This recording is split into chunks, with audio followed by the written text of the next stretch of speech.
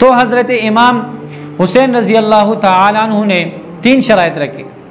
उनमें पहला शर्त उन्होंने ये रखा कि मुझे यजीद के साथ बराह रास्त मिलने दिया जाए ताकि मैं यजीद के साथ बराह रास्त मुलाकात कर लूँ।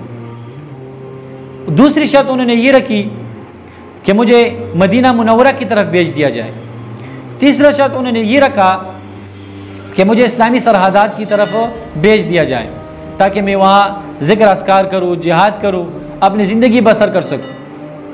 लेकिन जब इब्न ज़ियाद ने ये तीनों शराइत नहीं माने और ये कहा कि इमाम हुसैन को मेरे हाथ पे बैत करना होगा, तो इमाम हुसैन रज़ी अल्लाह तआला अन्हु ने इब्न ज़ियाद के हाथ पर बैत करने से इनकार किया और ये फरमाने लगे मुझे मौत कबूल है लेकिन इब्न ज़ियाद के हाथ पर बैत करने को मैं तैयार नहीं हूँ। तो यहीं से लड़ाई शुरू हो गई। और इसमें कुछ लोग कहते हैं कि अहले बैत के औरतों की तौहीन की गई है। अल-आयाज़ु बिल्लाह, लानतुल्लाहि अलल काज़िबीन।